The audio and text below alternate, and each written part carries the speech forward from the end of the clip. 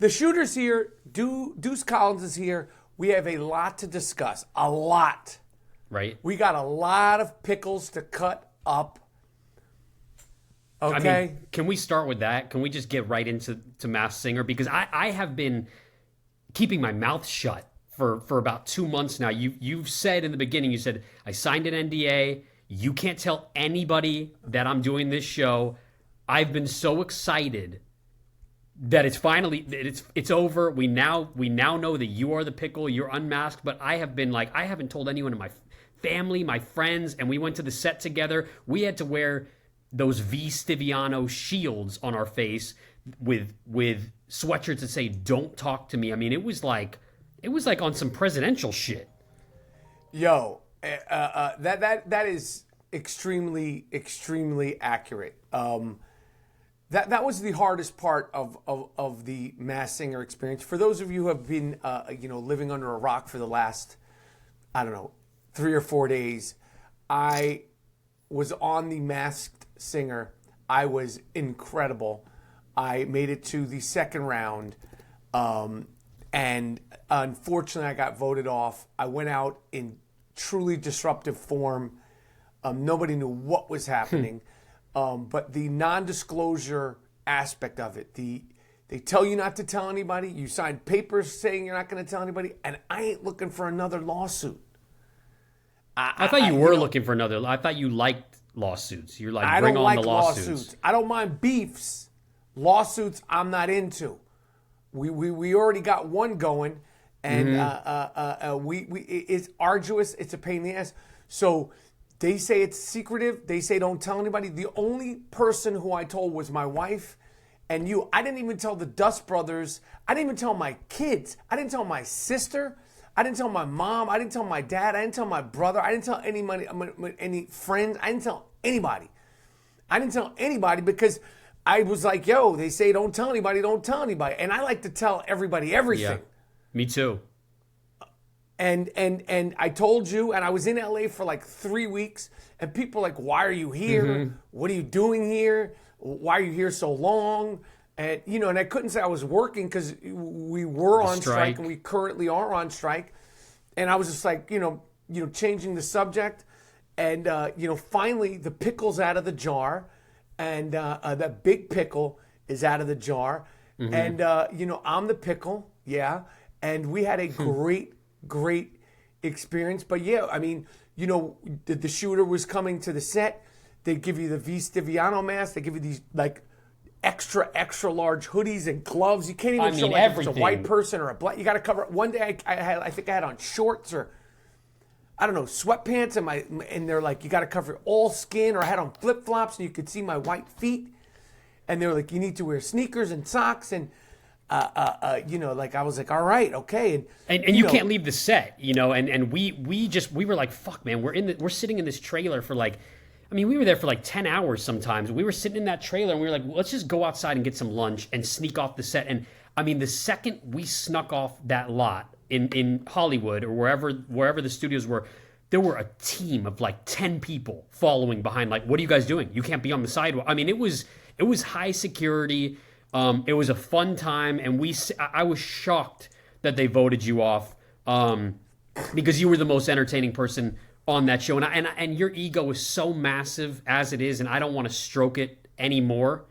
And so I would be the first to tell. I wouldn't say anything if I didn't think that you did a good job dancing, singing. But this is an avenue for you, and you really shined. I mean, you shined on this show. I mean, everyone else, there's a cow, there's a person who's in a costume who's a s'more. I mean, they were like fucking so boring. And you came out there, you shined, and we said, if they vote you off and if you get unmasked, we're going to go full Andy Kaufman. We're going to disruption, full disruption, full meltdown. Full Iverson. We're that's it. We're not fucking around. We're not, where are you? Where'd you go? Sorry, computer fell. Yeah, no. Where'd you go? Sorry, I'm talking about being on the Masked Singer. Where'd you go? Sorry about that. Is the computer stable now? Yeah, I'm sharing my experience, the thrill of victory and the unfortunate agony of defeat, and you're dropping your computer. I want my laptop. Square yourself up. Sorry about that. No, I'm good now. But But yeah, I mean, I got to be honest with you. When I first got asked to do it, I was like, yeah, sure, I'll do it. And then Kibi, my wife, was like, what the fuck? And I was like, I don't know. And I was like, I got to do a singing rehearsal tomorrow. She's like, what are you talking about? I was like, I know, I was like, what the fuck? I thought I had made a huge mistake. I thought I had made a huge mistake. And we started doing the rehearsals on Zoom. And there's an executive, there's like somebody else, and there's a singing coach. I've never met them. I've never sang before. And they're like, will you try this song? And I think it was Journey. It was Any Way You Want It by Journey, which is not an easy song to do. Steve Perry's a falsetto voice. And I just start singing, and I'm like, what the fuck? But I kept practicing. I obviously didn't do, Any Way You Want It by Journey. My first song was Pinball Wizard by The Who, the great, rock band from the musical Tommy, the rock musical Tommy. And I was like, this is the song we're doing. And I was practicing that fucking song. I'd be on the streets of New York practicing that song. You wouldn't shut the fuck up about it. I mean, you were fucking calling me at 2 a.m, my time, 5 o'clock in the morning, your time, being like, yo, I need to practice this. Can you just hear me right? I was fucking sleeping. You're calling me at all fucking hours of the night. Like, I wasn't there to hear you practice. But then I started to get on my coach shit. I started to get on that shit. Who's the guy from Rocky? You started to get on your Mickey shit? Yeah, like or Chubbs from Happy Gilmore. Your Crimson Tide shit? Yeah, some of that shit. I needed to get you in the right register because you were sounding like shit in the beginning. You were flat. You sounded awful, but we got you there with my coaching because I do take a lot of responsibility and credit for that. But they're not fucking around. You're doing vocal warm-ups. You're doing exercises. We're doing we were doing that for fucking weeks on end, but we had to keep it tight-lipped. And, it finally aired the second episode last night, The Unmasking. I mean, me and my girlfriend were watching it in my house. And, I mean, we were treating it like the Super Bowl. I mean, we got wings, we got chips, we got all candy. It was like, it was like the season finale of Succession is on. We really wanted to prepare for this event, and I knew the outcome, unfortunately. But while that was going on live on the set, because you were battling it out with that s'more, and we could, the audience started to turn on you. They started to get a lot louder for the s'more. They weren't really cheering for you as loud as I thought they were, and I was watching from the monitors with everyone being like, fuck, this guy might get voted off out here. I knew before. I had a bad feeling before the SmackDown. I had it was like the producers and the makeup people got distant, like they wanted to sever ties with me. Well, they got distant with me, and I was like, well, you were just so excited to touch me up, and that's when I was like, oh shit. I don't know what the fuck they got. I don't know how it works, but I would, the competitive spirit in me. They had me thinking I was Mick Jagger out in that motherfucker. That's what I want to talk about. And after the first, rehearsal, like when we did the first rehearsal, and I'm in the pickle costume, which by the way is an extremely constraining costume. The s'more costume, the cow costume. I don't know, whatever else they got up there. They're able to move around. Tom Sandoval was the diver the week before. Sandoval from Vanderpump Rules got voted off before, which was fucking crazy because he was right next to us for 2 or 3 days, and we didn't get to talk to him because everybody's walking around in masks. That was incredible. And that was when the whole fucking crazy shit with Tom Sandoval happened, too, because we know he shot this a couple of months ago. The night before, I went to Tom to try to see Tom Sandoval. Because I've been rewatching Vanderpump. And then it turns out that Tom Sandoval's in a trailer 10 feet away from me as the diver, and he got voted up. We could have been chilling with him the whole time. We could have been chilling with him the entire time. We could have been talking about Ariana. We could have been talking about Bambi-eyed bitch in the mental hospital. We could have been really just riffing with him. And we could have been talking about Schwartz and Sandy's. We could have been chilling with Sandoval, but they had us secluded. They had him secluded. It was bullshit, but I do want to just touch upon that how you felt like Mick Jagger, because I saw a major shift in you and your personality and who you are as a being, because you started to think, I mean, you started to really believe that you sounded like Mick Jagger. And I mean, you're out there in a pickle costume doing, Beverly Hills by Weezer, and you really thought that you were a part of the Rolling Stones at this point, because we're backstage, people are putting mics on your ears, people are, touching you up with hair and makeup. And, I've worked with you on sets and things like that, acting, but this was a whole other beast. And, people talk about, you hear things about Mariah Carey and how she can only have an all white dressing room, or only red Skittles, don't put any of the purple ones in there.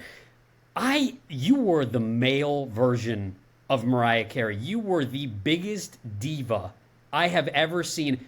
So when you said that people got a little distant with you before that second song, I think they were scared of you because you really did not want to get voted off. And I think that you had made it very apparent, like, who you are and how shit will hit the fan if they do vote you off. And I think people were scared, but you were a fucking diva.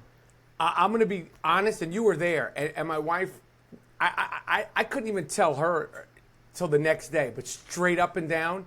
Yeah. Because after we performed, it was a Friday. And in my head, I was like, I'm going to go to the next round. And then we're going to go that night to In-N-Out Burger. I'm going to get a double animal style. I'm going to get double animal style cheeseburger, a chocolate milkshake, and I'm going to get myself animal style fries, and that's going to be my celebration from going from the second round to the third round. When they voted me off, and I came back to the hotel. Were you on suicide watch? It wasn't suicide watch, but You were hurt. I was fucking angry. Defeated. I was hurt for real. I know you were. This isn't an act either. Like this is straight up. Because you're very competitive, and I didn't realize how competitive you are. But I didn't realize how competitive I was either. And crazy. And the next day was a Saturday, and my wife was like, "Are you tired?" I was like, "I'm tired," but I wasn't because I was tired. You were depressed. I was depressed. I was like, and I had to admit to her later, I was like, yo, I can't believe that I lost. Like, yeah. And she's like, yeah, but you did good. I was like, no, we were planning on we were planning on having you stay in LA for months. We were planning on you going to the very end, and I thought for sure after that second song, Beverly Hills, I kept telling you, I was like, you're a shoo-in. There's no way they're gonna vote you off. But you were voted off. It is what it is. We'll be fucking protesting, but you know what?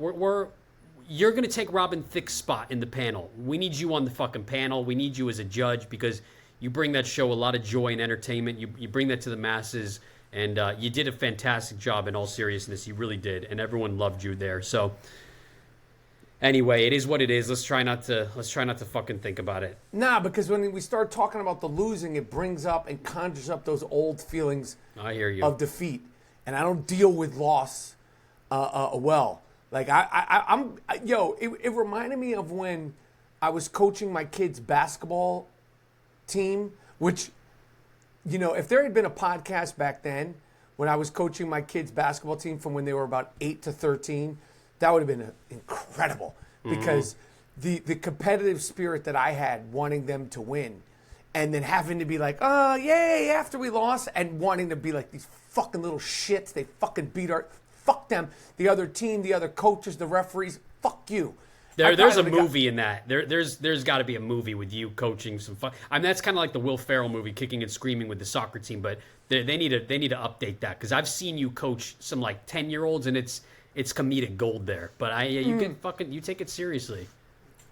And like I put time into it and I just did not think I was going home. I was like, at least if I make it to the finals, I could accept that. Right. I could. And you brought up Rocky, and I felt like Rocky. I felt like Rudy. I felt like I was the underdog. But the people knew big deal energy is a real thing. It wasn't Pete Davidson big dick energy. I brought that big deal energy. I brought it to the people. I brought it right to their laps at home. Mm-hmm. This is a family-friendly show. So it was a great experience. If you guys didn't get a chance to watch it, go on YouTube and look up The Masked Singer Pickle, and you're gonna go, holy shit. There is, and to everybody that's been DMing me who listens to the podcast, number one, I've seen all the DMs. Number two, I couldn't respond because of the non-disclosure agreement. Number three, I'm still in suspension from responding. You're in the hole.